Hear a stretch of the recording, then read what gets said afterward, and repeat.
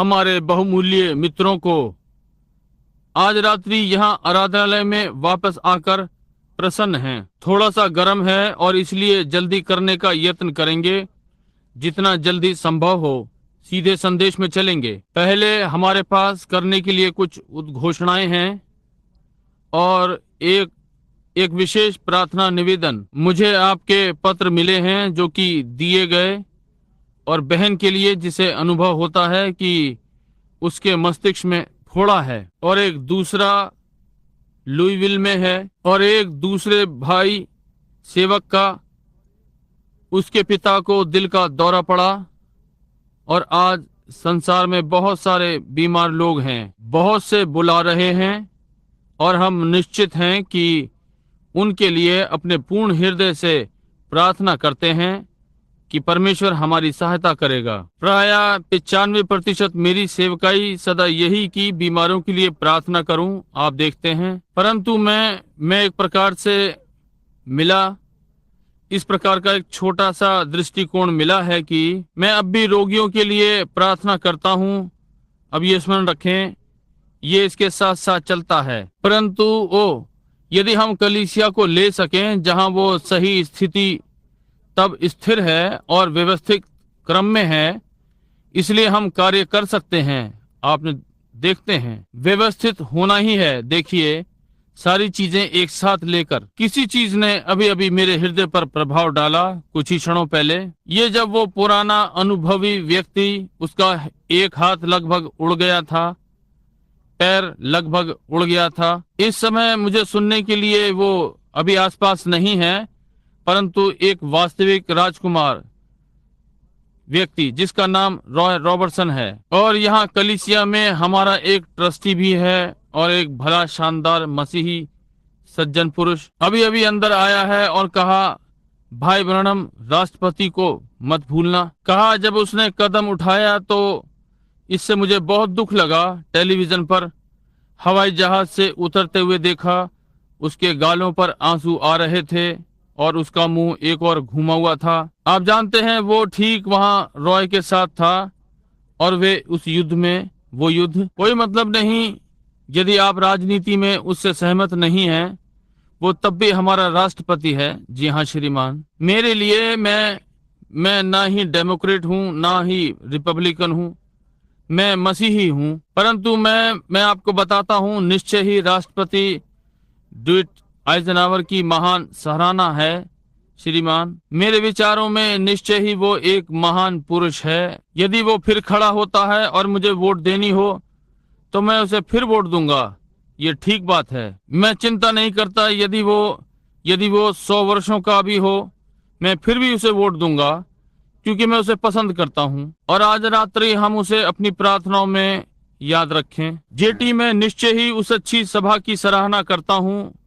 आप और भाई विलार्ड ने इस सप्ताह की। यदि मैं बाहर से भीतर आता तो आप सब कहते, ठीक है भाई ब्रैनम, आप जानते हैं अमुक अमुक, परंतु बाहर खड़े होकर आपको सुनना ये अच्छा था। क्या आप नहीं समझे? ठीक है, इसलिए बहुत ही शानदार। मुझे कुछ कलीसियाओं के लिए कुछ प्रस्ताव मिले हैं, यदि आप सब उन्हें चाहते हैं, यदि अब आप उनकी देखरेख के लिए जाने को तैयार हैं, यदि आपने अपना प्रशिक्षण प्राप्त कर लिया है, और जो कि मैं विश्वास करता हूं कि आपने पा लिया है और सब तय कर लिया है। मेरे पास एक ओरिगांव में है, कुछ वॉशिंगटन, कैलिफोर्निया और एरिजोना और विभिन्न स्थानों में। और यदि आप कभी कोई कलीसिया लेना चाहते हैं या कुछ और, क्यों, ठीक यहाँ पर आरंभ करने के लिए अच्छा स्थान है, ठीक यहाँ पर। और हर स्थान में प्राण चिल्ला रहे हैं, यहाँ तक कि इंडियन आरक्षित क्षेत्र में भी।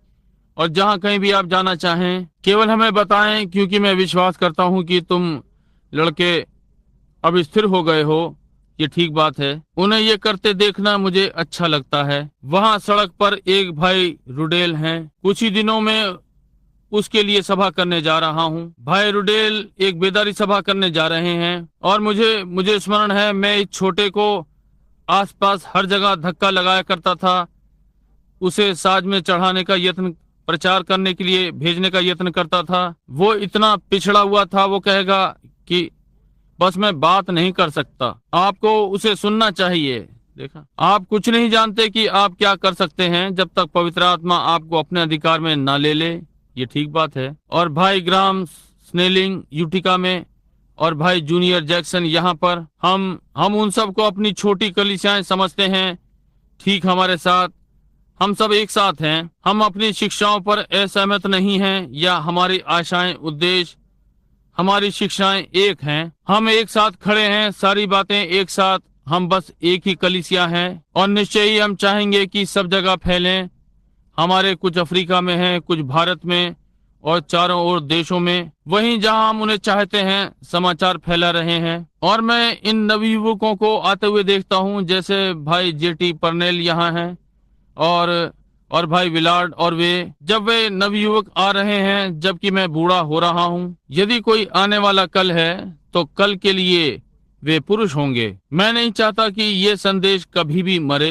ये नहीं हो सकता, इसे तो जीवित रहना है। और मैं विश्वास नहीं करता कि हमें इसे लाने के लिए अधिक लंबा लेना होगा। वो छोटा बालक जो उन्होंने कहा कि मरने जा रहा है, मैं देखता हूँ कि ये आपके पास सारे दिन रहा बहन। ये बहुत अच्छा है। हम इसके लिए प्रभु का धन्यवाद करते हैं कि प्रभु अनुग्रहकारी, अनुग्रह से भरा है। जो कुछ भी आपको बताया गया है केवल उसी का विश्वास करते जाएं। देखिए ये ठीक हो जाएगा। अब क्या आप शिक्षा में आनंद ले रहे हैं? आप पढ़ना पसंद करते हैं? ओ मैं वास्तव में सोचता हूँ ये हमारी भलाई करता है। ये बीमारों के लिए प्रार्थना करने से कुछ थोड़ा विश्राम देता है और दर्शन और दिव्य चंगाई स्वाभाविक। अब आज रात्रि हम सभा के पश्चात आज रात्रि हम फिर से बीमारों के लिए प्रार्थना करेंगे। हम सदा ये करना चाहते हैं, किसी को भी किसी समय बपतिस्मा देना चाहते हैं। कितनों को याद है जब विद्युत के तारों की लाइन के साथ साथ चलता था? अच्छा, मैं विद्युत के तारों के साथ ठीक मध्य में चला। बहुत सी बार जंगल में होते हुए एक दिन में 30 मील चलना पड़ता था। मेरे पास चलने के लिए 280 मील थे। मैं उसमें से होकर जाऊंगा, कमीज मेरे हाथों में, और वो इतना थका हुआ उन जंगलों के बीच चल रहा था और हरी कटीली झाड़ियों का काटना। किसी बूढ़े किसान से मिलता और पेड़ के तले बैठकर उससे बातें करता यीशु मसीह के नाम के बपतिस्मे के विषय में। वो कहता, अच्छा मैं तो हमेशा बपतिस्मा लेना चाहता था। मैंने कहा ये सोते की धारा से अधिक दूर नहीं है। और वो कहेगा, और मैं तो उनमें से बहुतों को वहां ले गया और यीशु के नाम में बपतिस्मा दिया। ठीक पंक्ति पर लेता, जितने यत्न से मैं जा सकता था। ये ठीक बात है। बहुत सी बार अपने काम के कपड़ों में बपतिस्मा दिया, सीधे खंबे पर से उतर करके वहाँ खंबे के पार तय कर लेता। मैं लाइनमैन भी था। वहाँ खंबे पर एक व्यक्ति के साथ कार्य कर रहा था, उससे प्रभु के विषय में बात कर रहा था। वो कहेगा, क्यों बिली, इन्हीं किन्हीं दिनों में मैं तुम्हारी कलीसिया में आऊंगा और बपतिस्मा लूंगा। मैं कहता, क्यों तुम इतने समय तक क्यों प्रतीक्षा करते हो? हम ठीक नदी के पास हैं, वहाँ बहुत सारा पानी है, उन्हें अभी पकड़ लो। ये ठीक बात है, यही समय है। फिलिपुस ने कहा, खोजे ने फिलिपुस से कहा, यहाँ पानी है, हमें क्या रोक सकता है? ये ठीक बात है, कोई नहीं। यदि आप तैयार हैं, यही समय है। शैतान को अवसर ना दो कि वो वहाँ कुछ पच्चड़ घुसा दे। आज जो आप कर सकते हैं उसे कल के लिए ना छोड़ें। संभव है आपके लिए कल ना आए। मुझे एक बार स्मरण है, मैंने ये किया और सीखा। मुझे एक पाठ सिखाया। मैंने किसी चीज को जो मुझे आज करना था कल पर टाल दिया और अगले दिन बहुत देर हो गई। अब सही में मैं आप लोगों को सारे समय नहीं रोकना चाहता, परंतु मैं इतना अधिक थक गया था और मैं नहीं जानता, मुझे इतना अच्छा अनुभव हो रहा था, यहाँ तक कि मैं अपने आपे में नहीं था। मुझे इतना अच्छा प्रतीत हो रहा था। इसके पहले कि हम वचन पर जाएं, हम अब एक क्षण के लिए अपने सिरों को झुकाएंगे। हमारे स्वर्गीय पिता, तू जीवित परमेश्वर है, सदा जीवित। वो सूर्य जब अभी अभी अस्त हुआ है, उसी सूर्य को डैनियल ने अस्त होते देखा, यिर्मयाह ने इसे अस्त होते हुए देखा, आदम ने इसे अस्त होते देखा, यीशु ने इसे अस्त होते देखा। और यही वो संसार है जिसमें उन्होंने जीवन बिताया और इसमें चले फिरे। और आप आज भी वैसे ही परमेश्वर हैं। आज रात्रि बहुत से निवेदन हैं। एक मनुष्य जिसके मस्तिष्क में फोड़ा है, एक बहन को भी उसी चीज का भय है। प्रभु, केवल आप ही आशा हैं यहाँ इसके लिए। वो फोड़ा अब कैंसर में बदल रहा है, उसे कोई नहीं रोक सकता। ये डॉक्टरों की पहुंच से बाहर है। परंतु आज रात्रि हम अपने छोटे गोफन के साथ आते हैं मेमने के पीछे कि इसे पिता के झुंड में वापस ले आएं। प्रभु यीशु के नाम में हम अपनी प्रार्थना को निर्देशित करते हैं कि सिंह को मार डाले, फोड़े को, कैंसर, उन्हें सुरक्षित झुंड में ले आए। और परमेश्वर, हम अपने प्रिय राष्ट्रपति को स्मरण करते हैं, हमारा भाई डुइट आइजनहावर। प्रभु, उसने राष्ट्र की अगुवाई की है, वो हमें युद्ध से बचाना चाहता है। उसने प्रतिज्ञा की है कि वो कोरियन युद्ध को समाप्त कर देगा यदि वो इसे किसी प्रकार से कर सकेगा। उसने उन माताओं से प्रतिज्ञा की है, वो उन लड़कों को वापस ले आएगा। परंतु उसने कहा है, मेरे लिए ये करना मैं इसे नहीं कर सकता, मैं अपने प्रयत्न करूंगा, परंतु केवल परमेश्वर ही इसे करेगा। और आप उसके साथ थे प्रभु, और अब ये सब तय हो गया। वे इसे पहली बार में ही क्यों ना देख सके। परमेश्वर, मैं प्रार्थना करता हूँ कि आप उसकी सहायता करेंगे। प्रभु, उस योद्धा प्राण को आशीषित करें। और हम प्रार्थना करते हैं कि जो अगला है उस नेता को आप हमारे लिए चुनेंगे। आपका पहले से ठहराना हो जाएगा प्रभु, परंतु वो जिसमें आज रात्रि हमारी रुचि है, अपने राष्ट्रीय मामलों को छोड़, वो महान महिमा युक्त, वो जो अपना राज्य स्थापित करने आ रहा है, जिसका कि अंत ना होगा, प्रभु यीशु तेरा पुत्र, वे हथियारों को टिका देंगे, टेप में से आवाज आएगी और फिर युद्ध ना होंगे। वे दाख की बारी लगाएंगे और उसमें से फल खाएंगे। वे घर बनाएंगे, उसमें बसेंगे और वहाँ फिर कभी इसके बाद दुख नहीं होंगे। अब हमें आशीषित करें, हम आपके वचन की ओर बढ़ते हैं। और पिता, आप कारण जानते हैं कि मैं इस वचन से जो यहाँ है आपके वचन की ओर बढ़ रहा हूँ। ये इसलिए है क्योंकि मैं अनुभव करता हूँ कि आप मुझसे इसी प्रकार से करवाना चाहते हैं। ये आपकी दिव्य इच्छा है, ये आपकी आज्ञा में है। ये आज का कार्यक्रम है कि लोग अपने सही स्थान को पालें और युद्ध की घड़ी के लिए तैयार हो जाएं। जैसे कि हमारे भाई ने अपनी प्रार्थना में कहा कि आप अधिक समय नहीं हुआ, आपने हमें लंबे समय तक प्रशिक्षित किया है प्रभु। अब पिता, हमें अपना पद दें, हमें वहां पर रखें जहां की हमें करना है, ताकि हम अपने पिता के कार्य पर हो सकें, क्योंकि हम ये यीशु के नाम आपके पुत्र के द्वारा मांगते हैं, आमीन। आज दोपहर बाद बहुत ही शानदार समय रहा। लुइविल के प्रसिद्ध डॉक्टर और उसकी नर्स से बातें कर रहा था। उन्होंने प्रभु की शानदार बातों के विषय में सुना और उस महिला के पिता डॉक्टर थे और वो आकर अधिकांश दोपहर बाद मेरे कमरे में बैठती, बस आकर रुकती है। एक शानदार व्यक्ति, बल्कि थोड़ी सी कठोर, आप जानते हैं, एक प्रकार की विश्वासी, आरंभ से ही एक वास्तविक प्रेस्बिटेरियन, परंतु जब गई तो उसके गालों पर आंसू थे। परमेश्वर ने उन्हें पकड़ लिया, चाहे जहां भी हों, डॉक्टर के कार्यस्थल पर, नर्सों के। मैं विश्वास करता हूं एक नर्स नॉर्टन इन्फर्मरी अस्पताल में है। उसके पवित्र आत्मा पाने के लिए मैंने गवाही नहीं दी और उससे कहा यदि वो यीशु के नाम में बपतिस्मा लेती। वो डॉक्टर नहीं जिसके संपर्क में मैं आया हूं कहीं भी या कुछ, समझे। इन्हें इस विषय में बताया, भाई हमारे पास अधिक समय नहीं है। कोई मतलब नहीं कि ये हमें कितना भी कठिन लगे, जब तक आप अपनी अंतिम सांस ना ले लें और देखें, तब आप चाहेंगे आपको इसे कर लेना था। जी हाँ, उस समय तक प्रतीक्षा ना करें, हम इसे अभी कर लें, यही समय है। वो असहमत हो सकते हैं और क्रोध और झगड़ा इस विषय में थोड़ा सा हो सकता है, परंतु उनका ऐसा अर्थ नहीं होता। वे वास्तव में ऐसा नहीं करते। वे ठीक हैं। जब वे आपसे विवाद करते हैं, केवल स्मरण रखें, उनका वास्तव में ये अर्थ नहीं होता, उनका ऐसा मतलब नहीं होता। संभव है उन्हें इसी प्रकार से सिखाया गया है और वे उसी के बने हुए हैं, इसलिए आप उनके विचारों को देख सकते हैं। उनसे झगड़िए मत, किसी के साथ झगड़ा ना करें, केवल उनसे प्रेम करें, तब उनके लिए प्रार्थना करें। अच्छा, मैं सोचता हूँ कि हम 19वें पद को ले लें।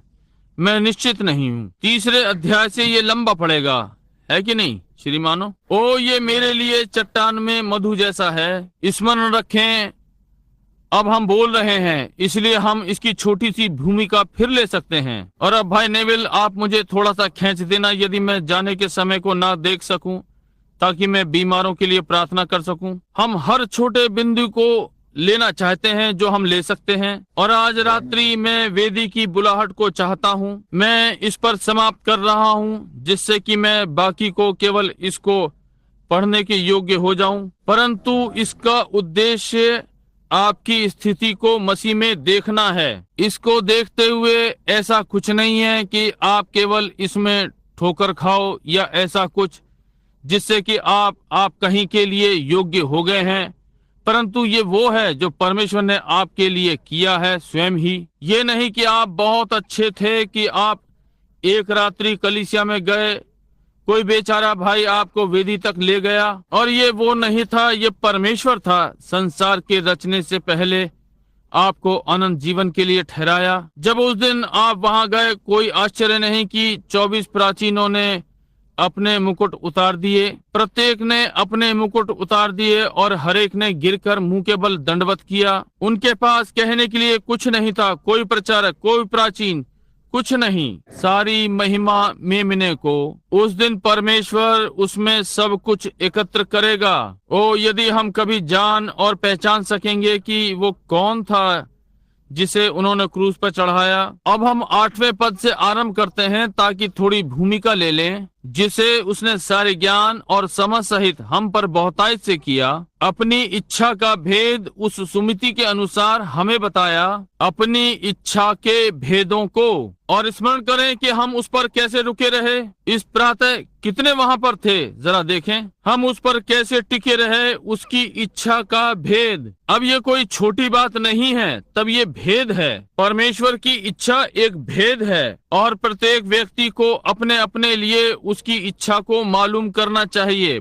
परमेश्वर का भेद हम कैसे ढूंढते हैं? पौलुस, उसे ये मालूम था। उसने कहा उसने किसी मनुष्य मांस और लहू से सलाह ना ली, वो किसी विद्यालय में नहीं गया, कोई धार्मिक विद्यालय नहीं, उसका इससे कोई वास्ता नहीं था, परंतु वो उस पर यीशु मसीह के द्वारा प्रकाशित किया गया, जो उसे दमिश्क की राह पर मिला था, ज्योति में अग्नि स्तंभ के समान।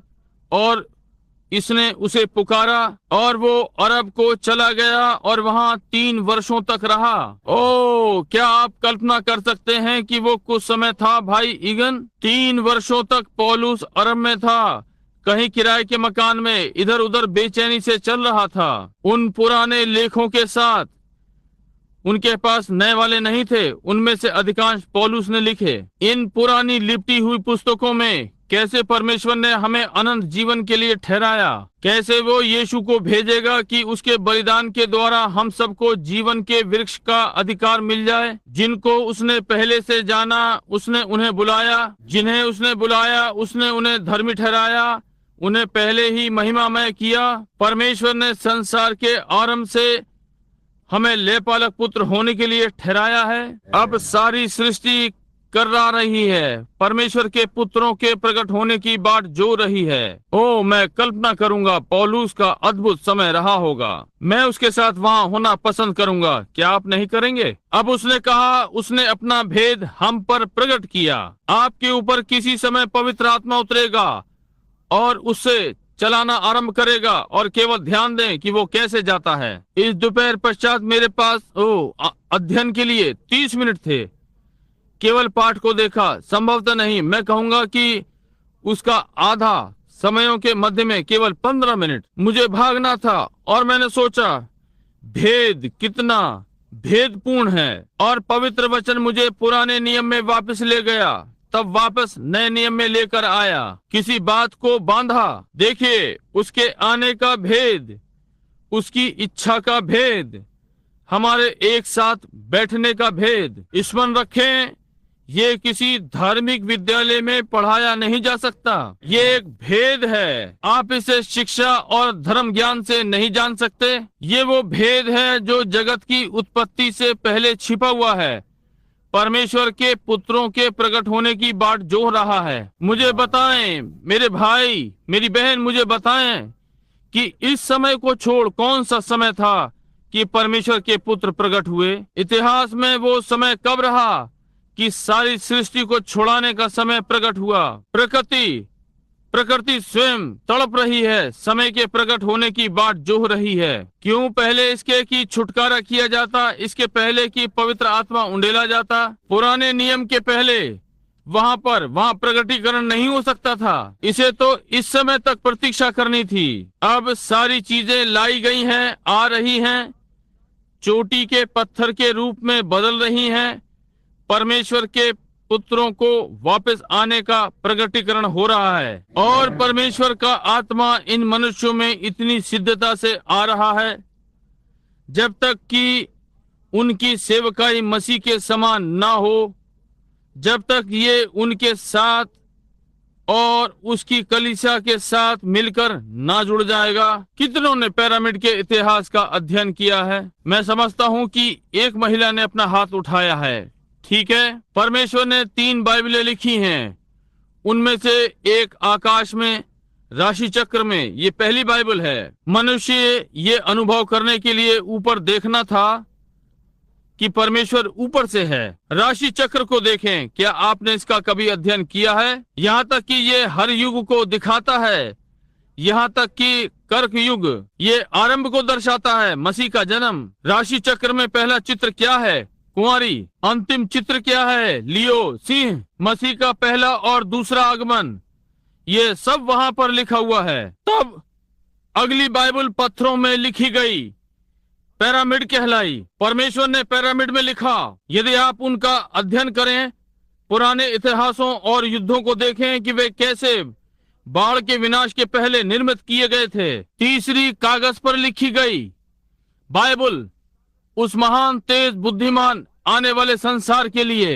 अब जैसे कि परमेश्वर युगों में से होते हुए निकला, हम लियो, सिंह पर हैं, हम पिरामिड के ढकने पर हैं, हम प्रकाशित वाक्य की पुस्तक में हैं, अंतिम अध्याय पर। विज्ञान कहता है हम मध्य रात्रि के 3 मिनट पहले हैं। ओ, सोचिए कि हम कहाँ पर हैं। और ध्यान दें, हम पिरामिड को लें, ये सरल है, ये एक त्रिकोण के समान चलता है। जब हम यहाँ कलीसिया के आरंभिक युग के आरंभ में थे, लूथर के समय में, सुधार के पश्चात, एक मनुष्य का ये कहना कि वो एक मसीही था, तो ये उसके लिए जीवन या मृत्यु था। वे उसे इसलिए मार डालते थे क्योंकि यदि उसने ये भी कह दिया कि वो एक मसीही था, इसलिए अत्याचार में से निकले। प्रत्येक युग हर समय में होते हुए अत्याचार रहा है। वे सब जो मसीह यीशु में भक्ति का जीवन व्यतीत करते हैं, सताए जाएंगे। लूथर के युग में एक लूथरन हूँ ये कहना एक भयानक बात थी। आपको सन की समझा जाता था और मृत्यु दंड भी दिया जा सकता था। बहुत सी बार वे उन्हें जीवित जलाकर मार डालते थे, उन्हें जलाया, और लूथरनों के लिए बहुत कुछ। तब कलीसिया सक्रिय हो गई, जैसे कि पिरामिड। तब ये अनुग्रह के दूसरे कदम पर आई, जो कि पवित्रीकरण था। वेस्ली का समय, जब उसने एंग्लिकन कलीसिया का विरोध किया, पवित्रीकरण को सिखाया, ये फिर से अल्पसंख्यक हो गई। तब वे फिर संख्यों का झुंड कहलाए। ये कितने हैं जो मेथोडिस्ट थे या हुआ करते थे या किसी समय में मेथोडिस्ट कलीसिया से जुड़े हुए थे? आप में से आधे। क्या आप जानते हैं कि मेथोडिस्ट कलीसिया में एक समय लगभग पवित्र आत्मा था? मैं मेथोडिस्ट की कलीसिया में गया हूँ और उन्हें फर्श पर पड़े हुए देखा है। उनके मुख पर पानी फेंका जाता और उन्हें पंखा किया जाता, पवित्र आत्मा को उस पर आने से रोका जाता। ये ठीक बात है, अब ये सत्य है। वहां पर केंटकी के पहाड़ों में जहां हमारे यहाँ मेथोडिस्ट थे, तुम लोग वहां कलीसिया में सम्मिलित होने वाले थे। हमारे यहाँ वे मेथोडिस्ट और बैप्टिस्ट थे। हम वेदी पर पहुंचते और एक दूसरे की पीठ पर मारते जब तक कि हमें कुछ मिले। हम उसमें से होकर निकले। इसके बाद हमने भिन्न रीति से जीवन बिताया। परंतु आप लोग बस आए और अपने नाम पुस्तक में चढ़वाए और कहा मैं एक मेथोडिस्ट हूँ, और एक नमकदानी लेकर उसमें से थोड़ा सा पानी आपके ऊपर छिड़क दिया और ये सब कुछ हो गया। बाहर जाकर छोटे छोटे वस्त्र पहने, श्रृंगार किया, घुड़दौड़ की शर्त लगाई, जुआ खेला, सिक्का डालकर गाने सुने और सब कुछ किया। फिर भी अच्छे मेथोडिस्ट। देखा, ये मेथोडिस्ट नहीं है, ये तो केवल कलीसिया के सदस्य बनने वाले हैं। ये ठीक बात है। बैप्टिस्ट भी इसी प्रकार से, प्रेस्बिटेरियन भी इसी प्रकार से। जैसे कि डेविड डुप्लेसिस ने कहा, पर पोते पोतियां, परमेश्वर के पास कोई पोते पोती नहीं है। परमेश्वर के पास कभी भी पोते पोती नहीं हुए, उसके पास पुत्र हैं परंतु पोते नहीं। ये ठीक बात है। आप और लोग जो मेथोडिस्ट कलीसिया में आते हैं या पेंटिकॉस्टल कलीसिया में या बैप्टिस्ट कलीसिया में, क्योंकि उनके माता पिता पेंटिकॉस्टल थे या बैप्टिस्ट, तो आप एक पोते हुए, वे पुत्र थे, आप पोते हैं। देखा, इसलिए परमेश्वर के पास ऐसा कुछ नहीं है। कलीसिया के पास ऐसा बहुत कुछ है, परंतु नहीं, वो नहीं है, वो नहीं, परमेश्वर के पास नहीं है। अब ध्यान दें, ये जब तक ये आगे बढ़े, अब जैसे कि ये अल्पसंख्यक ना हो जाएं, वो कलीसिया पेंटिकॉस्टल युग भीतर आया जिसने कि निश्चय ही उबड़ खाबड़ को बराबर कर दिया। तब इसने क्या किया? इसने मेथोडिस्ट और लूथरन को पीछे छोड़ दिया। अब पवित्र आत्मा की चलने की दिशा पेंटिकॉस्टल युग से दूर जाने लगी। उन्होंने क्या किया? वे संस्थागत हो गए, स्वयं को बना लिया। हम असेंबली ऑफ गॉड हैं, हम वननेस हैं, हम टूनेस हैं, हम चर्च ऑफ गॉड हैं, हम ये वो हैं। आप हम में से नहीं, आप स्वर्ग तक नहीं जा सकते जब तक कि आपका नाम हमारी पुस्तक में ना हो। ओ ऐसी निरर्थक बात। मैं चिंता नहीं करता कि यदि आप बैप्टिस्ट, मेथोडिस्ट, प्रेस्बिटेरियन हैं, आप अपना नाम जीवन की पुस्तक में तब लिखते हैं जब परमेश्वर उसमें लिखता है। यदि आप अनंत जीवन के लिए ठहराए हुए हैं, परमेश्वर आपको किसी भी प्रकार से बुलाएगा, कैसे भी, ऐसे या वैसे, वो निश्चय ही बुलाएगा। वो सब जो पिता ने मुझे दिया है मेरे पास आएगा। कोई मतलब नहीं आप कौन सी कलीसिया से संबंधित हैं, इससे कोई लेना देना नहीं है। परंतु नामधारी आपके साथ एक भी नहीं करेंगे, परंतु बहुत सी रुकावट डाल सकते हैं कि परमेश्वर के संग ना चलें। परंतु ये कभी भी कुछ ना नहीं करेगा, आपको विश्वासियों और अविश्वासियों के संग एकत्र करेगा। ठीक है, आप उस पर जहां कहीं जाते हैं प्रहार करते हैं, और ये यहाँ तक कि स्वर्ग में है, इसलिए ये ठीक है। परंतु आप अपने नामधारी की ओर देख रहे हैं। यीशु को देखें, वही है जिसे देखना है। अब जैसे कि हम बढ़ते जा रहे हैं उनके पास, कितने, मैं विश्वास करता हूँ कि इस महिला ने अपना हाथ उठाया है कि इसने पिरामिड का अध्ययन किया है। आप जानते हैं कि पिरामिड पर कभी भी कोई चोटी का पत्थर नहीं रखा गया। क्या था? इस पर कभी भी चोटी का पत्थर नहीं रखा गया। वे इसे पा भी नहीं सके। वे नहीं जानते कि इसका क्या हुआ। क्यों इस पर चोटी का पत्थर क्यों नहीं रखा गया? चोटी का पत्थर, इसका शीर्ष, क्योंकि जब वो आया तो उसको अस्वीकार कर दिया गया। वो अस्वीकार किया हुआ पत्थर था, ये ठीक बात है, परंतु ये ढांका जाएगा, ये ठीक बात है। और तब वे पत्थर जो चोटी के पत्थर के चारों ओर लगे थे, उन्हें पत्थर होना है जो कि उस पत्थर के समान पूर्ण होंगे, जो जोड़ में ठीक बैठे और हर ओर से। पिरामिड इतना सिद्ध है कि आप उनके मध्य में ब्लेड भी नहीं घुसा सकते जहां वे पत्थर आपस में जुड़ते हैं। बहुत सुंदर कारीगरी, उनमें से कुछ सैकड़ों टनों वजन के हैं हवा में, और इतनी सिद्ध रीति से आपस में बैठाए गए हैं। परमेश्वर इसी प्रकार से अपनी कलीसिया को ला रहा है। हम एक दूसरे के संग ठीक प्रकार से सही जुड़े हुए हैं, एक हृदय, एक संगति। अब कोई कहता है, अच्छा लूथरन जो पहले थे उनके पास कुछ नहीं था। क्या आप इसका विश्वास नहीं करते? लूथरन पुनरुत्थान में वैसे ही आएंगे जैसे बाकी पुनरुत्थान में आएंगे। बैप्टिस्ट, प्रेस्बिटेरियन और परमेश्वर के सारे बालक उस पुनरुत्थान में आएंगे। और यही कारण है कि लोग आज कहते हैं, ओ अच्छा, एक जोरदार बेदारी होगी जो यहाँ होगी और करोड़ों पेंतिकोस्तलों को बचा लेगी। वे बच जाएंगे और आकाश में उठा लिया जाना होगा। आप गलती कर गए। वो आकाश में उठाया जाना सैकड़ों हजारों का होगा, ये ठीक बात है, परंतु वो उद्धार के 6000 वर्षों का भी बना होगा, पिछले 6000 वर्षों का। जैसे ही ज्योति मनुष्य के पास आती है, मनुष्य ज्योति में चलता है, वो पुलों को पार करता है जब वो उसके पास आता है। अब यदि वो इसे अस्वीकार कर दे तो वो अंधकार में छूट जाता है, परंतु यदि वो बढ़ता रहता है, अब ध्यान दें, तब प्रभु यीशु का आगमन इतना समीप होता है जब तक कि आत्मा यहाँ नीचे से न्यायोचित ठहरना, पवित्रीकरण, पवित्र आत्मा का बपतिस्मा स्पष्ट रूप से, और अब ठीक चोटी के पत्थर के आने के समय में कलीसिया को मसीह के समान इतना सिद्ध होना है जब तक कि कलीसिया और मसीह एक साथ ना जुड़ सकें, एक ही आत्मा। और यदि मसीह का आत्मा तुम में है तो ये आप में मसीह का जीवन बनाता है। मसीह के जीवन का व्यवहार मसीह का कार्य करता है। वो जो मुझ पर विश्वास करता है तो जो कार्य मैं करता हूँ वो भी करेगा। यीशु ने ये कहा है, समझे? अब हमें भी मिलने जा रहा है। हमारी एक सेवकाई है जो आ रही है, जो बिल्कुल ठीक मसीह के जीवन के समान है। वो सेवकाई क्या प्रमाणित करती है? प्रभु का आगमन। आज इस संसार में देखिए और ध्यान दें कि ख्रुश्चेव क्या कह रहा है। ये सारी महान बातें और महान विश्वव्यापी संघर्ष ठीक सामने है। किसी भी समय, किसी सेकंड ये राख में बदल जाएं, ये ठीक बात है। और यदि वो, हम ये जानते हैं, ये बंद है। कोई भी समझदार व्यक्ति अखबार में पढ़ सकता है या रेडियो को सुने और जानते हैं कि ये सब समाप्त हो गया। अच्छा, स्मरण करें, मसीह अपनी कलीसिया के लिए आ रहा है इसके पहले कि ये घटित हो। इसलिए प्रभु यीशु का आगमन कितना समीप है। संभव है कि ये सभा आज रात्रि समाप्त होने से पहले हम अंत समय में हैं। निश्चय ही सत्य है। कलीसिया पर ध्यान दें, जैसे कि ये आ रही है, जैसे कि ये बढ़ रही है। इसे जरा अपने मस्तिष्क में लें। आप इतिहासकार लोग जो इतिहास का अध्ययन करते हैं, न्यायोचितता की अधीनता में लूथरन कलीसिया को देखें। कैथोलिकवाद अभी अभी निकल कर आई है, उसके बढ़ने को देखें। तब वेस्ली की ओर देखें और समीप आ रही है। पवित्रीकरण में से वचनों में बैठ रही है। सीधे इसके मध्य में देखें। वेस्ली तब अगली चीज जो आई पेंतिकोस्तल युग था, और पेंतिकोस्तल युग वरदानों का वापस आना था, आत्मिक वरदानों का। अब आने वाले युग को देखिए, अब सीधा चोटी के पत्थर तक देखिए। मेरा क्या अर्थ है? प्रभु के आगमन का मालूम होना।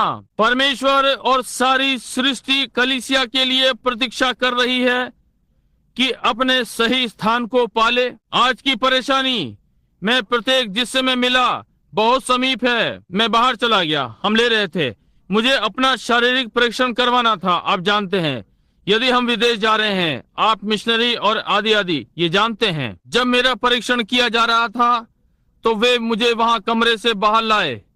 मैंने पुराना वो पी रहा था जो मुझे लपसी सा दिखाई पड़ता है या कुछ ऐसा, और मैं उसे पी रहा था और वहां बाहर आकर बैठ गया। आधे घंटे तक प्रतीक्षा करी और देखा कि ये मेरे आमाशय से बाहर आया कि नहीं। मैंने वहां उस पार देखा और वहां कोई छोटी महिला थी और ऐसी लग रही थी कि मरने वाली है। वो इतनी छोटे छोटे पैर और छोटे छोटे हाथ, और मैं इस व्यक्ति से उस व्यक्ति के पास घूम रहा था, इस व्यक्ति से उस व्यक्ति के पास, और महिला के समीप आ रहा था जब तक कि मैं वहां नहीं आ गया जहां वो थी। वो बेचारी छोटी चीज ऐसी लग रही थी कि मरने पर थी, और मैं उसके समीप आ गया। मैंने कहा, महोदया जी मुझे क्षमा करें। उसने कहा, आप कैसे हैं? ओ, वो बहुत बीमार थी। और मैंने कहा, क्या गड़बड़ है? उसने कहा, मैं ट्यूशन अपनी पुत्री से मिलने गई थी, मैं बीमार हो गई, वे समझ नहीं सके कि क्या बात है। मैंने कहा, एक बात मैं आपसे पूछना चाहता हूँ। मैंने कहा, मैं सुसमाचार प्रचारक हूँ, क्या आप मसीही हैं? क्या यदि वो घड़ी आएगी तो आप जाने के लिए तैयार हैं? और उसने कहा, मैं अमुक अमुक कलीसिया से हूँ। मैंने कहा, प्रश्न ये नहीं था जो मैंने आपसे पूछा। क्या आप मसीही हैं, परमेश्वर के आत्मा से भरी हुई और जाने के लिए तैयार हैं जब वो आपको बुलाता है? वो महिला यहाँ तक कि समझ ही नहीं सकी कि मैं किस विषय में बात कर रहा हूँ। देखा? ओ, आज संसार कितनी दयनीय स्थिति में है। अब हमें उसकी इच्छा का भेद बताया गया, उभर रहा है। मैं आपको कुछ पढ़ दूं। अब मैं पढ़ रहा था, अब हम उसकी इच्छा के भेद उसकी ओर घूमे। हम यहाँ 1 मिनट के लिए इब्रानियों को निकालें। इब्रानियों का 7वां अध्याय, मैं विश्वास करता हूँ यही है, और मैं आपके लिए कुछ पढ़ूंगा जिससे आपको अच्छा अनुभव होगा। जब हम इसके लिए सोचते हैं, हमें एक साथ मिलकर स्वर्गीय स्थानों में बैठे हैं। इब्रानियों 7वां अध्याय। ये मिल्कीसदक, अब ध्यान दें, शालेम का राजा और परम प्रधान परमेश्वर का याजक। अब क्या भेद है? यहाँ पर भेद है, इस पर ध्यान दें। ये व्यक्ति कौन है? जान रहे हैं उसकी इच्छा का भेद। ये मिल्कीसदक। मैं यहाँ प्रत्येक की प्रतीक्षा कर रहा हूँ। अभी भी बाइबलें पलटी जा रही हैं। इब्रानियों 7वां अध्याय, पौलुस बोल रहा है, वही गलतियों वाला व्यक्ति। ये मिल्कीसदक शालेम का राजा और परम प्रधान परमेश्वर का याजक। इब्राहिम राजाओं को मारकर लौटा जाता था तो इसी ने उससे भेंट करके उसे आशीष दी। इसी को इब्राहिम ने सब वस्तुओं का दशवांश भी दिया। ये पहले अपने नाम के अर्थ के अनुसार धर्म का राजा और फिर शालेम का राजा। ये व्यक्ति कौन है? जो कि शांति का राजा है, जिसका ना पिता ना माता ना वंशावली है, जिसके ना दिनों का आदि है और ना जीवन का अंत है। ये मनुष्य कौन था? ये कौन था? उसके पास कभी भी पिता नहीं था, उसके पास कभी भी माता ना थी, उसका कभी भी आरंभ ना था, ना ही कभी समय का अंत था। वो कभी ना मरेगा। जब इब्राहिम राजाओं को मारकर लौटा आता था, उसने इससे भेंट की। वो क्या कर रहा था? वो लूत को छुड़ाने गया था, उसका खोया हुआ भाई, कि उसे वापस लाए। और उसने राजाओं को घात किया, जो कि वे राजा मारे गए थे। मैं विश्वास करता हूँ 10 या 15 राजा और उनके राज्य। परंतु इब्राहिम ने अपने दासों को हथियार दिए और उसके पीछे पीछे गया, स्वयं को रात्रि में अलग किया। देखिए, उसने उसे कब पकड़ा? रात्रि के समय। ओ भाइयों, अब हम अंधकार में कार्य कर रहे हैं। हमारे पास केवल एक ही ज्योति है, सुसमाचार की ज्योति। परंतु उसने स्वयं को अलग किया और उसे पकड़ा और उसे वापस लाया। और वापस आते समय जब युद्ध समाप्त हो गया, चलिए उत्पत्ति 14 में चलें। 1 मिनट, कहानी को और स्पष्ट ले लें। चलिए हम उत्पत्ति में चलें, चौथे। मैं विश्वास करता हूँ ये 14वां, उत्पत्ति 14। हाँ, हम उत्पत्ति 14:18 से आरंभ करें। हम इसके थोड़ा सा पहले से आरंभ करें। हम आरंभ करें, हाँ, 18वां पद, उत्पत्ति 14:18। और मलकीसिदक, अब ये इब्राहिम राजाओं को मारकर लौट रहा है, वापस आया अपने मार्ग पर, वापस लूत को वापस ला रहा है। सारे लोग जिन्हें ले गया था, दाऊद के समान, जिसने जाकर और अधिकार। दाऊद ने क्या किया? छोटी सी गोफन ली, जाकर सिंह के मुख से उस छोटे मेमने को छुड़ा लिया। गोफन के विषय में सोचिए, मेमने के पीछे जा रहा है। संसार में ऐसा कौन करेगा? मुझे बताएं, यहाँ कौन मनुष्य ऐसा करेगा? अपना हाथ उठाए। मैं आपको एकदम बताऊंगा कि आप गलत हैं। आपने मुझे उठाए हुए नहीं देखा? नहीं, मैं उसके पीछे 306 लेकर नहीं जाऊंगा कठिनता से, परंतु वो उसके पीछे गोफन के साथ गया, चमड़े के समान एक छोटा टुकड़ा जिस पर 2 रस्सियां बंधी हैं, लपेट कर पकड़ी हुई। क्योंकि और जब गोलियत की डींग मारने का समय आया तो वो गोलियत के पीछे गया और उसने कहा, स्वर्ग के परमेश्वर ने मुझे एक मेमने को सिंह के मुंह से छुड़ाने दिया, भालू के मुख से। वो जान गया कि ये गोफन नहीं है, ये परमेश्वर की सामर्थ जो उसके साथ गई थी। ये वही था जो मेमने को वापस लाया।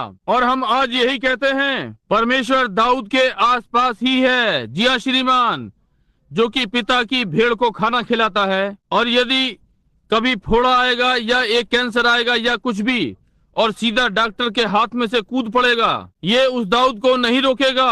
वो ठीक उसके पीछे पीछे जाएगा उस छोटी गोफन के संग। मेरे नाम से कुछ भी मांगो, ये दिया जाएगा। मैं चिंता नहीं करता कि डॉक्टर हंस सकता है और हर कोई उसका उपहास उड़ा सकता है। जो भी है वो उसके पीछे जाएगा, उस भेड़ को झुंड में वापस लाएगा।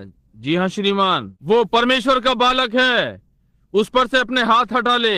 इस सिंह को गिरा दिया, तब सिंह फिर से उठा, उसने उसे दाढ़ी से पकड़ा और उसे मार डाला। एक छोटा साधारण सा लड़का, संभवतः 80 या 90 पाउंड का।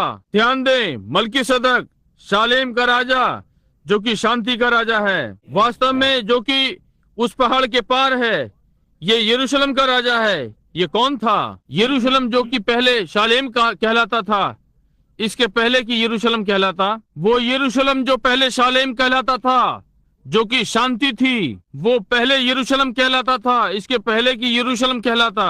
वो यरूशलेम का राजा था, वो धार्मिकता का राजा था, शांति का राजा, शालेम का राजा। उसके कोई पिता ना था, उसके माता ना थी, उसके दिनों का आरंभ ना था, उसके जीवन का अंत नहीं था, उसकी वंशावली नहीं थी।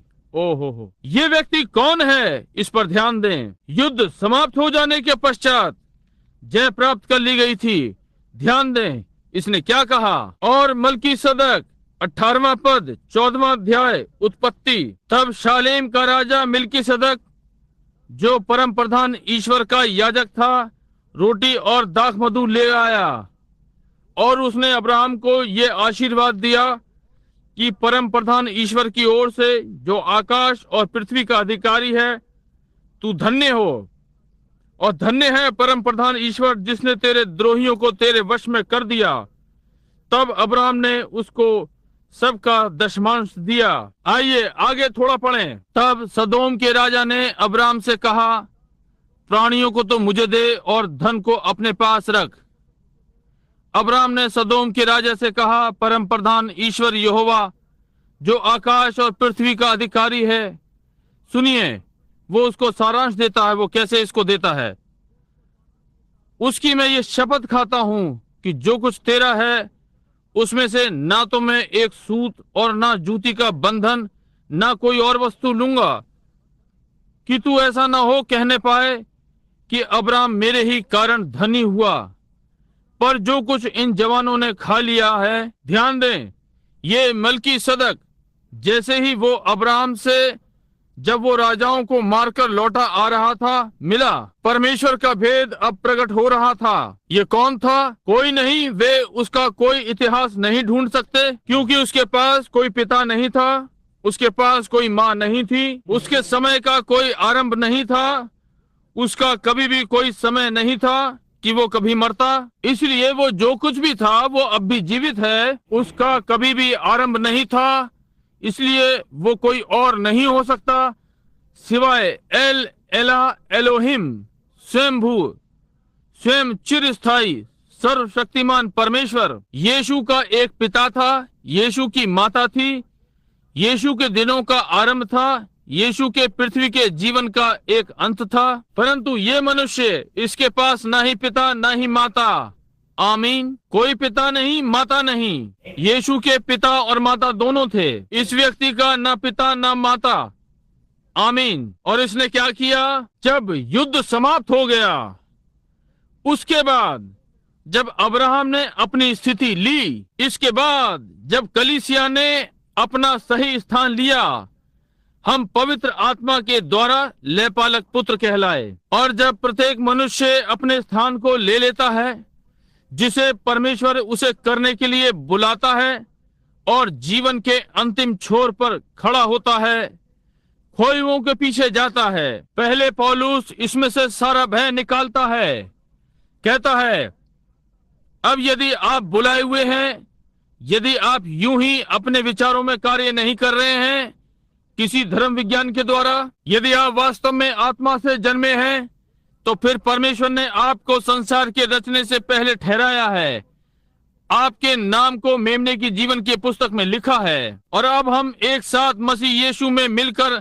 स्वर्गीय स्थानों में बैठे हैं। एक पवित्र लोग, एक पवित्र राष्ट्र, एक विचित्र लोग, राजसी याजक पद, परमेश्वर को आत्मिक बलिदान चढ़ा रहे हैं जो कि हमारे होठों का फल है, उसके नाम की महिमा करते हैं। लोग भीतर आकर कहते हैं वे लोग पागल हैं। निश्चय ही है, परमेश्वर की बुद्धिमानी मनुष्य के लिए मूर्खता है और मनुष्य की बुद्धिमानी परमेश्वर के लिए मूर्खता है। वे एक दूसरे के विरोधी हैं, परंतु वास्तव में आत्मा से भरी हुई कलीसिया परमेश्वर की सामर्थ से भरी मिलकर स्वर्गीय स्थानों में बैठी है, आत्मिक बलिदान चढ़ा रही है, परमेश्वर की स्तुति। पवित्र आत्मा उनके मध्य में मंडरा रहा है, पाप को परख रहा है और उनके मध्य में जो बातें हैं वो जो गलत हैं कह रहा है, ठीक किया और इसे स्पष्ट और बराबर कर रहा है। क्यों? क्योंकि सदा परमेश्वर की उपस्थिति में वो लहू लुहान बलिदान। अब स्मरण रखें, आज प्रातः हमने इसे देखा, आप लहू के द्वारा नहीं बचे, आपको लहू के द्वारा बचाया जा रहा है, परंतु आप अनुग्रह से बचे हैं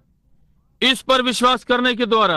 परमेश्वर ने आपके हृदय को खटखटाया क्योंकि उसने आपको पहले से ठहराया। आपने देखा और इसका विश्वास किया।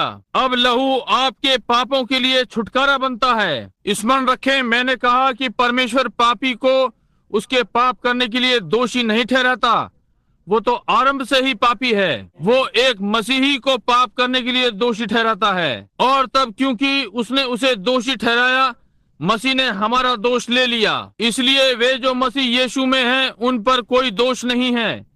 वे शरीर के अनुसार नहीं चलते परंतु आत्मा के अनुसार। और यदि आप कोई गलत कार्य करते हैं, ये जानबूझकर नहीं, आप जानबूझकर पाप नहीं करते। एक मनुष्य जो जानबूझकर पाप करता है, जाकर जानबूझकर पाप करता है, वो कभी भी अब तक देह में नहीं आया। परंतु एक मनुष्य जो एक समय वहां था, वो मर गया था और उसका जीवन मसीह के द्वारा परमेश्वर में छिपा था, पवित्र आत्मा के द्वारा मोहरबंद किया गया और शैतान उसे ढूंढ ना सका वो वहां इतना अंदर था। इसके पहले कि शैतान उसके भीतर जा सके, उसे बाहर आना ही था, क्योंकि आप मरे हुए हैं। मरे हुए मनुष्य से कहें कि वो ढोंगी है, और देखिए क्या घटित होता है। उसके एक और लात मारें और कहें तू पुराने ढोंगी तू, वो एक भी शब्द ना कहेगा। और ये ठीक बात है, वो वहीं पड़ा रहेगा। और एक मनुष्य जो मसीह में मर गया, आप उसे ढोंगी कह सकते हैं, आप जो चाहे कहें, वो इसके विरोध में कभी नहीं उठेगा। यदि कुछ है तो वो चुपचाप से कहीं जाकर आपके लिए प्रार्थना करेगा, ये ठीक बात है। परंतु वो उनमें से कुछ बहुत कुछ जीवित हैं। इस विषय में मैं यही सोचता हूँ, हमें मरे हुए को गाड़ना है। वे जो मसीह में मरे हुए हैं, हम उन्हें पानी में गाड़ते हैं। कभी कभी हम बहुत से लोगों को जीवित गाड़ देते हैं। बहुत जलन और झगड़ा और कलीसिया में बहुत कुछ है, परंतु हम इसे अलग नहीं कर सकते। परंतु परमेश्वर करता है। वो अपने लोगों को जानता है, वो अपनी भेड़ को जानता है, वो हर आवाज को जानता है, वो अपने बालकों को पहचानता है, और वो जानता है वो किसे पुकार सकता है। वो जानता है उसने किसे ठहराया है, वो जानता है उसने ये चीजें किसे दी हैं, वो स्वयं को किस पर प्रकट कर रहा है। वो कैसे परमेश्वर अपने बालकों पर विश्वास करता है और किस पर क्या करता है, और जानता है कि वे ठीक वैसे ही करेंगे। क्या विश्वास करते हैं कि परमेश्वर करता है? क्यों शैतान ने अय्यूब से कहा, एक दिन कहा, परमेश्वर से एक दिन कहा, हाँ तेरे पास एक दास है। परमेश्वर ने कहा पृथ्वी पर इसके समान कोई नहीं है, ये एक सिद्ध मनुष्य है। उस पर विश्वास था। शैतान ने कहा ओ हाँ, उसके पास सारा कुछ चैन है, उसे थोड़े समय के लिए मुझे दे दे और मैं उसे ऐसा कर दूंगा कि वो तेरे मुंह पर तुझे बुरा कहेगा। उसने कहा वो तेरे हाथों में है, परंतु तू उसका जीवन ना लेना, समझे? और उसने सिवाय उसका जीवन छोड़ उसके साथ सब कुछ किया। परंतु वो अय्यूब बजाय इसके उसने क्या किया? क्या उसने परमेश्वर को कोसा जब परमेश्वर ने अपने बालकों को लिया, जब उसने ये सारी बुरी बुरी बातें उसके साथ की और सब कुछ? अय्यूब ने प्रश्न नहीं किया, वो अपने मुंह के बल गिरा और उसे दंडवत किया। हालेलुया! कहा प्रभु ने दिया, प्रभु ने लिया, प्रभु का नाम धन्य हो। आप भी उसी स्थिति में हैं। परमेश्वर अय्यूब में अपने विश्वास को जानता था। परमेश्वर जानता है कि वो आप पर कितना विश्वास कर सकता है। वो जानता है कि मुझ पर वो कितना विश्वास कर सकता है। परंतु अब हम जो बोल रहे हैं कि इस बालक को सही स्थान पर रखना है। अब बाइबल में जब युद्ध समाप्त हो गया, जब सारी बातें समाप्त हो गई, तब अगली बात हम क्या करते हैं? अगली चीज हम युद्ध समाप्त होने के पश्चात क्या करते हैं? क्या आपने जाना हम क्या करते हैं? हम मलकीसदक से मिलते हैं। आइए मत्ती 16:16 जल्दी से देखें यदि ये ठीक है या नहीं। संत मत्ती 16वां अध्याय और 16वां पद। मैं पूर्णतः आश्वस्त हूँ कि ये सही है। मत्ती 16:16। मत्ती 6 नहीं, ये गलत है, इतने समीप नहीं हो सकता। 26:16 यहाँ वो शमौन पतरस से बातें कर रहा है। क्षमा करें, मेरे कहने का ये अर्थ नहीं था। 26:26 क्योंकि बस अंतिम भोज, मैं इसी को लेने का यत्न कर रहा हूँ। मत्ती 26वां अध्याय और 26वां पद। अब हमें मिल गया, हम यहाँ अंतिम भोज पर हैं। जब वे खा रहे थे तो यीशु ने रोटी ली और आशीष मांग कर तोड़ी और चेलों को देकर कहा, लो खाओ, ये मेरी देह है। फिर उसने कटोरा लेकर धन्यवाद किया और उन्हें देकर कहा, तुम सब इसमें से पियो, क्योंकि ये वाचा का मेरा वो लहू है जो बहुतों के लिए पापों की क्षमा के निमित्त बहाया जाता है। सिन, SIN, सिन, पाप। मसीही जो गलत कार्य करते हैं, ठीक है, परंतु अब सुनिए 29वां पद। मैं तुमसे कहता हूँ कि दाख का ये रस उस दिन तक कभी ना पीऊंगा जब तक तुम्हारे साथ अपने पिता के राज्य में नया ना पीऊं। क्या अब्राहम के अपने स्थान पाने के पश्चात मलकीसदक ने यही चीज की? अपने लोगों को व्यवस्थित किया और युद्ध को जीता और वो वापस आया, और मलकीसदक रोटी और दाखरस के साथ आया। युद्ध समाप्त हो जाने के पश्चात तब हम प्रभु यीशु के संग विवाह का भोज खाएंगे उस नए संसार में। ओ प्रभु का नाम धन्य हो। ठीक है, उसकी इच्छा के भेद, उसकी भली मनसा के अनुसार, फिर से Efesiयों 9 में, जिसे उसने अपने में ठान लिया था कि समयों के पूरा होने का ऐसा प्रबंध हो, और इसे स्मरण रखें, हमने इसे अभी अभी देखा है। इफिसियों पहला अध्याय 10वां पद कि समयों के पूरा होने का ऐसा प्रबंध हो। अब हमने सीखा है कि समयों का पूरा होना किस बात की प्रतीक्षा कर रहा है। सारे समयों का पूरा होना, वो समय जबकि पाप का होना बंद हो जाएगा, वो समय जब मृत्यु थम जाएगी, वो समय जब बीमारी रुक जाएगी, वो समय जब पाप बंद हो जाएगा, वो समय जब सारे मिलावटें जो बातों को बिगाड़ती हैं, जो शैतान ने बिगाड़ दी हैं, रुक जाएगा, जब समय स्वयं रुक जाएगा। ध्यान दें कि समयों के पूरा होने का ऐसा प्रबंध हो कि जो कुछ स्वर्ग में है और जो कुछ पृथ्वी पर है, सब कुछ वो मसीह में एकत्र करे। दोनों जो स्वर्ग में है और जो पृथ्वी पर है, उसी में ही मसीह के द्वारा सब वस्तुएं एकत्र करे। जैसा कि मैंने आज प्रातः कहा, सारे छोटे मोती जो हम पाते हैं, ये महान छोटी बातें, आप इन्हें उत्पत्ति में चमका सकते हैं, आप इन्हें निर्गमन में चमका सकते हैं, आप इन्हें लेवी व्यवस्था में चमका सकते हैं, आप इन्हें निकालते हुए और प्रकाशित वाक्य में लाते हैं, वे यीशु में पूरे हो जाएंगे। आप यूसुफ को लें, आप अब्राहम को लें, आप इसहाक को लें, आप दाऊद को लें, आप किन्हीं भी उन मोतियों को लें, परमेश्वर के वे लोग, और देखिए यदि आप यीशु मसीह को ना देखें, उनमें से प्रत्येक से प्रकट होता है, ताकि वो सारी वस्तुओं को एक में एकत्र करे मसीह यीशु में। अब थोड़ा सा आगे, अब वो 11 पद, उसी में पहले से ठहराए जाकर मिरास बने। ओ, एक मिरास, किसी को आपके लिए कुछ छोड़ना है कि मिरास बने। क्या ये ठीक बात है? एक मिरास। हमारे पास क्या मिरास है? हमारे पास कौन सी मिरास है? मेरे पास कोई नहीं है, परंतु परमेश्वर ने मेरे लिए मिरास छोड़ी है, जब उसने मेरा नाम पृथ्वी के रचने से पहले मेमने की जीवन की पुस्तक में लिखा। ओ, आप कहते हैं, अब एक मिनट रुकें भाई, यीशु ने ये किया जब वो आपके लिए मरा? नहीं, उसने कभी नहीं। यीशु वो मिरास मेरे वास्ते खरीदने के लिए आया। ठीक अगली पंक्ति को पढ़ें, उसी में जिसमें हम भी उसी की मनसा से, जो अपनी इच्छा के मत के अनुसार सब कुछ करता है, पहले से ठहराए जाकर मिरास बने। परमेश्वर ने पृथ्वी के रचने से पहले, जैसे कि हमने इसे पाठ में होते हुए लिया, हमने कैसे देखा कि परमेश्वर जो स्वयं विद्यमान, उसमें किस प्रकार से प्रेम था, उसमें एक परमेश्वर होने का था, उसकी आराधना के लिए कुछ नहीं था, उसमें एक पिता होने का था, वहाँ वो अपने ही द्वारा था, उसमें एक बचाने वाला होने का था, कुछ खोया नहीं था, उसमें चंगा करने वाले का एक था, ये उसके गुण थे, वहाँ कुछ नहीं था। इसलिए उसका अपना आपा, उसकी अपनी भली मनसा ने इन बातों को उत्पन्न किया, ताकि वो इस एक मनुष्य के द्वारा, मसीह यीशु, इस सब को एक साथ फिर एकत्र करता है। ओ, आंखों ने नहीं देखा, कानों ने नहीं, कोई आश्चर्य नहीं, ये एक भेदपूर्ण बात है। देखिए, इस मिरास के लिए हमें पहले से ठहराया। यदि मेरे पास किसी मिरास का अधिकार है, यदि परमेश्वर मेरे हृदय पर खटखटा रहा है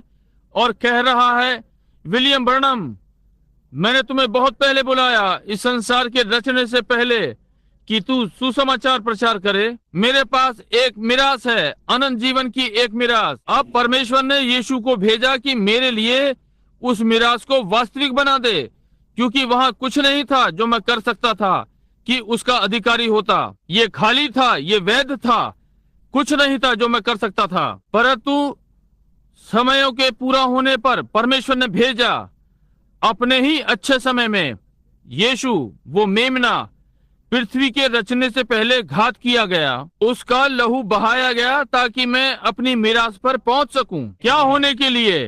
कौन सी मिरास?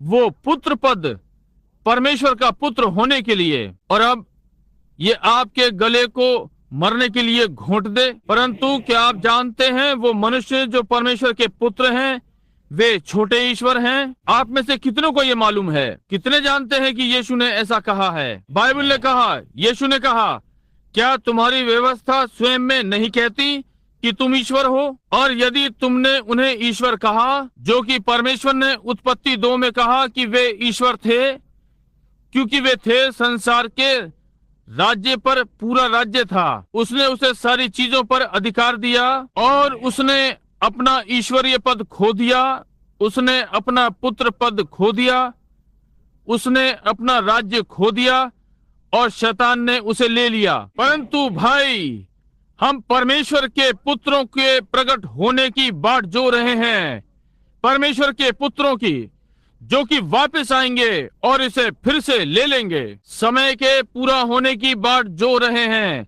जब पिरामिड चोटी तक पहुंचता है, जब परमेश्वर के सारे पुत्र प्रकट होंगे, जब परमेश्वर की सामर्थ बाहर आ जाएगी, हालेलुया, और सारी सामर्थ को ले लेगा जो कभी शैतान ने उससे ले ली थी। जी हाँ श्रीमान, ये उसकी है। वो दिव्य वचन है जो परमेश्वर से बाहर निकला, ये सत्य है।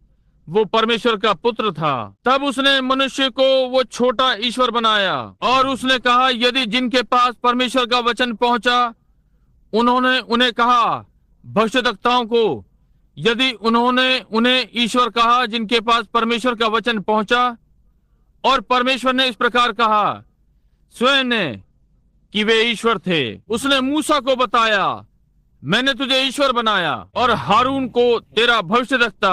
आमीन हो।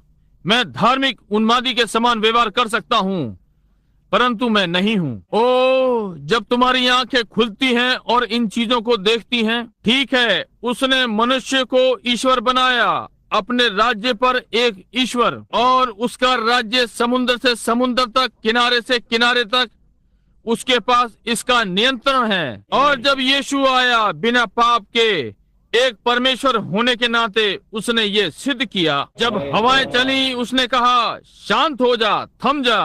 आमीन। और जब पेड़, उसने कहा तुझ में से कोई मनुष्य नहीं खाएगा। मैं तुमसे सच सच कहता हूँ, तुम जो छोटे ईश्वर हो, यदि तुम इस पहाड़ से कहो हट जा, अपने अपने हृदय में संदेह ना करो, परंतु विश्वास करो कि जो तुमने कहा घटित होगा, तो तुम जो चाहो कहो, तुम पा सकते हो। वापस उत्पत्ति में जाओ, मूल पर। ये क्या है? अब संसार और प्रकृति कह रही है, चिल्ला रही है, हर चीज हलचल कर रही है। क्या? परमेश्वर के पुत्रों के प्रकट होने के लिए। जब सच्चे पुत्र, उत्पन्न हुए पुत्र, भरे हुए पुत्र बोलते हैं और उनके वचन समर्थित हैं, मैं विश्वास करता हूं हम इस समय इसकी सीमा पर हैं। जी हाँ श्रीमान, इस पहाड़ से कहो ऐसा हो जाए। भाई, मेरी ऐसी ऐसी इच्छा है, एक निश्चित चीज हो गई। मैं यीशु मसीह में एक विश्वासी हूँ। मैं ये तुम्हें प्रभु यीशु मसीह के नाम में देता हूँ। आमीन। वहाँ प्रकट हो गया।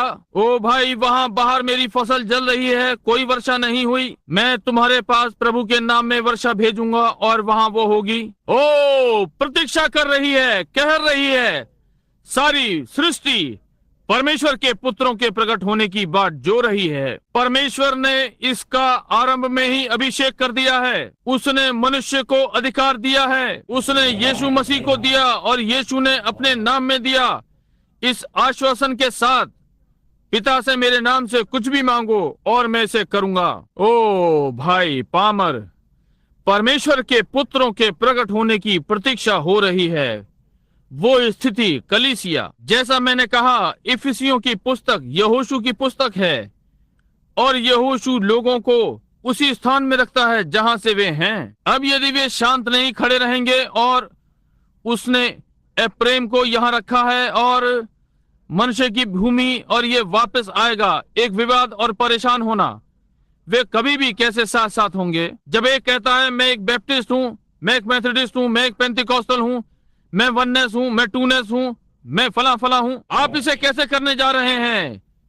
शांत रहिए। परमेश्वर की इच्छा है कि अपनी कलीसिया को उपयुक्त स्थान पर लाए। परमेश्वर के पुत्र और पुत्रियां, परमेश्वर इसे देखने के लिए मुझे जीवित रखे, ये मेरी प्रार्थना है। बहुत समीप है, यहाँ तक कि मैं अपने हाथों से प्रतीत होता है कि अनुभव कर सकता हूँ। ये ठीक यही है जिसे देखने की मेरी इच्छा है। मार्ग पे चलते हुए समय की प्रतीक्षा कर रहा हूँ। वो अपाहिज पड़े हुए हैं अपनी माँ के गर्भ से ही। सोना और चांदी तो मेरे पास नहीं है। ओ, परमेश्वर के पुत्रों के प्रकट होने की प्रतीक्षा हो रही है। हालेलुया। जब परमेश्वर स्वयं को प्रकट करेगा। जब वे बीमारियों को रोक देंगे, वे कैंसर को रोक देंगे, वे रोगों को रोक देंगे। आप सोचते हैं कैंसर कुछ है? बाइबल ने कहा ऐसा समय आएगा जब मनुष्यों का मांस उन्हीं में सड़ जाएगा और शिकरे उनके मरने से पहले उनके शरीरों को खा लेंगे। जो आ रहा है कैंसर, उसमें दांत दर्द है, परंतु स्मरण रखें ये भयानक चीजों को रोका गया है कि उस दिन में उन्हें न छुए जिनके पास परमेश्वर की छाप है। इसी बात के लिए हम अब यत्न कर रहे हैं कि भीतर आकर परमेश्वर के राज्य में यथास्थान पर रखे जाएं, इसके पहले कि भयानक बीमारियां आए। ओह कितना भला है समय की अवधि, समय का पूरा होना, वो मिरास जिसमें हम पहले से ठहराए जाकर मिरास के उत्तराधिकारी हुए। हमारी मिरास हमें कैसे दी गई? किसके द्वारा? पहले से ठहराए जाकर। पहले से ठहराया जाना पूर्व ज्ञान है। परमेश्वर ने कैसे जाना कि वो आप पर प्रचारक होने के लिए विश्वास करे? उसका पूर्व ज्ञान। वो नहीं जो इच्छा करता है या वो जो दौड़ता है या वो, ये परमेश्वर है जो अनुग्रह दिखाता है। ये ठीक बात है, पहले से ठहराया जाना। वो जानता है कि आप में क्या था, उसे मालूम था कि आप में क्या था इसके पहले कि आप पृथ्वी पर आते, इसके पहले कि पृथ्वी होती और आप उस पर आते। वो जानता था कि आप में क्या था। ये वही है, ये अनंत परमेश्वर है। अनंत। हम सीमित हैं, हम केवल सीमित ही सोच सकते हैं। यही मेरे लिए बहुत है। तब से मुझे क्या हुआ मैं नहीं जानता। जब मैं वहां सोचता हूँ, जब मैं वहां आनंदित क्षणों में खड़ा हुआ और सोचा वहां कोई आने वाला कल नहीं, ना बीता हुआ कल था, वहां कोई रोग नहीं है, वहां कोई दुख नहीं है, बजाय संपूर्ण आनंद के वहां कोई थोड़ा सा आनंद नहीं है, वहां सब आनंद ही आनंद है। ओ जब मैं वहां खड़ा हुआ और मैंने कहा ये क्या है, उस आवाज ने कहा ये सिद्ध प्रेम है।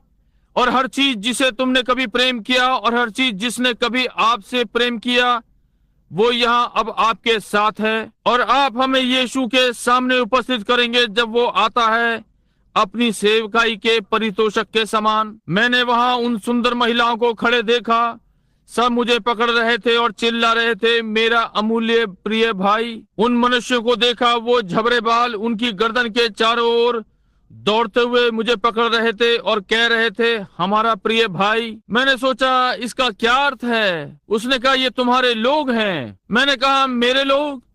वहां इतने वर्णन नहीं हो सकते, वहां लाखों थे। उसने कहा ये तुम्हारे मत परिवर्तन लोग हैं। हालेलुया।